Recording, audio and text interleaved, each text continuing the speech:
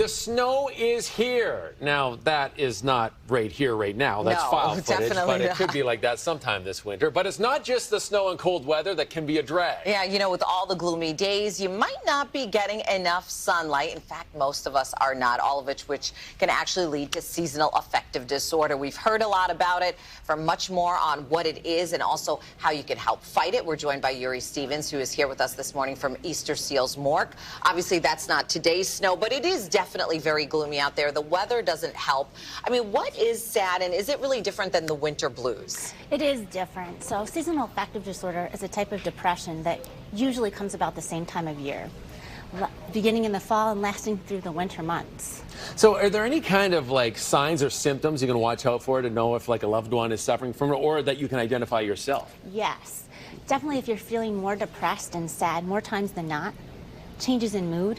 Some people even experience wanting to sleep a lot more. I mean, we all want more sleep. Who doesn't? Loss of interest in activities that you used to enjoy.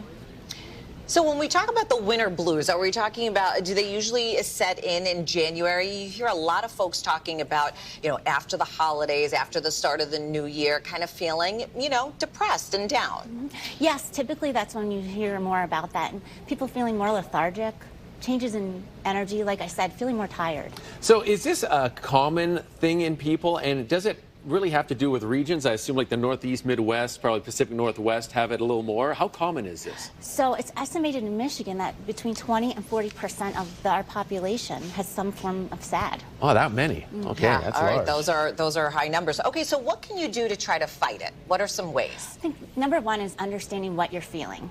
And is it impacting your ability to manage daily activities? Are you losing out on those connections and relationships?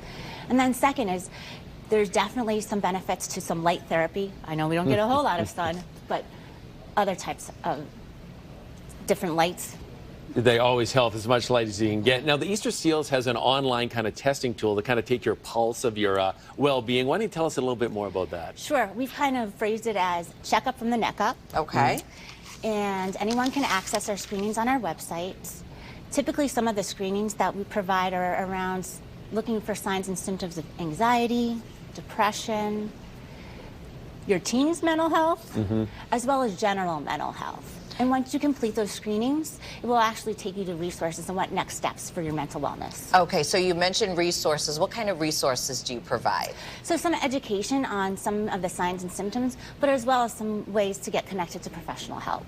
All right, so if people want to learn more about, you know, SAD or about what Easter Seals can do, where's the best place for them to go? The best place is to go to our website, www.eastersealsmork.org, or contact us at 1-800-75-SEALS. No, that's all right, the best way. What was that thing, the checkup from the neck up? Checkup from the neck up. All right, always like to hear that. Yuri, thanks a lot for joining us this morning. Really appreciate that. Thank you.